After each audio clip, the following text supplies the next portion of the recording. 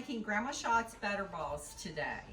And she only gave us the ingredients, so I'm going to show you the method how you make them. She lists 2 1-pound loaves of bread. She always used the cheapest white bread you could find, but you can't really find 1 loaf pound loaves packages anymore. So this was a 20-ounce thing of bread, so I counted the slices. There happened to be 20 slices, so that means I needed 16 slices from each loaf to make the 1 pound. So this is 16 slices of bread toasted, dry, because you want to be able to break it and there's no moisture in the bread. How you do that is you lay it out on cookie sheets, and I stacked it so that air could kind of go underneath it. And I did it at 250 degrees for 45 minutes. Then I turned the bread over in the pan, put it back in for 45 minutes, turned the oven off, and just left it overnight, and it will be dried bread then that you can toast. I found out that if I put them in these 2-gallon plastic bags, you take your rolling pin, start mashing and rolling. And then if the air gets in it, unzip it and let the air out, because you don't need air in here when you roll. And you just keep rolling until it's breadcrumbs. And then you see how it gets air in it? So you just let the air out. And you just continue to roll.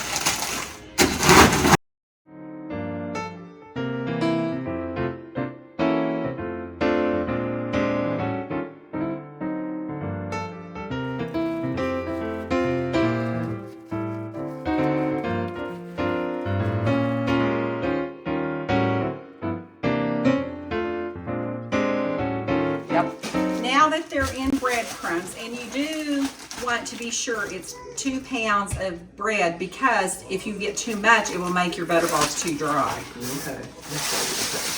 Okay. So we need to start. So we're going to pour this into a bowl. You can use whatever bowl.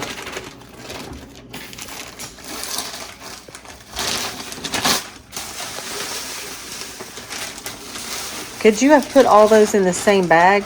No. Okay. Because you wouldn't be too many, I think. You can just do a few at a time. If you have smaller bags, just put a smaller amount in. I just happen to have these. Okay. We're going to use these again later for Carrie's. Okay, into the mixture, you put butter, and you don't, this is melted butter. You don't want it boiling hot or it will cook your eggs. Whoops, you mix the butter.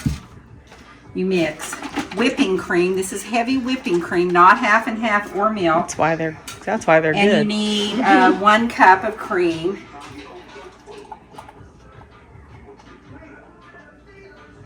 And you could half this recipe, and you are mixing. But you can freeze what you're not used. Right, you can freeze it. We do freeze these, and it's 2 teaspoons of allspice, ground allspice. And I should have probably mixed this in with the dry, like I normally do. 6 eggs.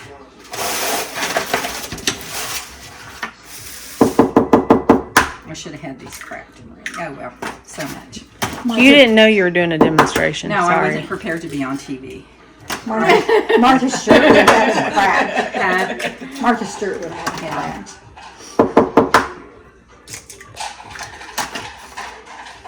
Cassie, give me a rag or something.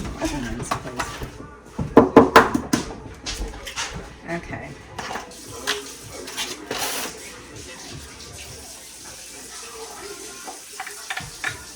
And then you just stir it up really good.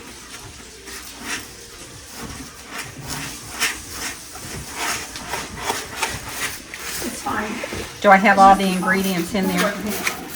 Okay. Yes, you do. Okay, here, Kara, keep stirring. Then, what you do after you stir that up good, it's going to look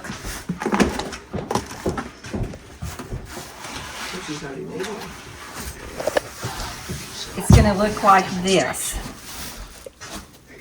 Okay, this has been refrigerated because when you do the balls, you have to have it refrigerated because your hands are too warm and they'll fall apart. And this, man, I just use this to scoop. You can use a spoon or whatever. And you don't want as much as the scoop holds. You want your butterballs to be about the size of a pecan,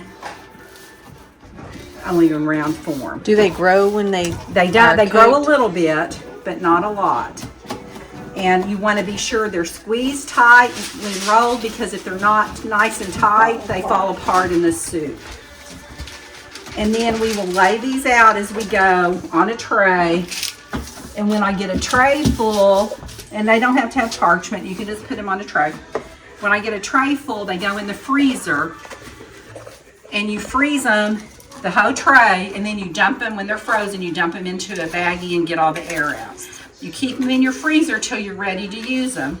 And how you use these, we make chicken noodle soup, and once the soup is all done, about 30 minutes before you're going to serve it, you will bring your soup to a boil, drop in however many butterballs you like, and they take about 2 to 3 minutes to cook. So it's boiling the whole time for 2 to 3 minutes when you put them in there? Pretty much, Okay. or simmering. Okay. But it's hot. You got to make sure, you know, it's cooking, that the stove is on and it's cooking. And you either like them or you don't like them. And these take a lot of time to roll, so don't waste your butterballs. Grandma Schott's butterballs.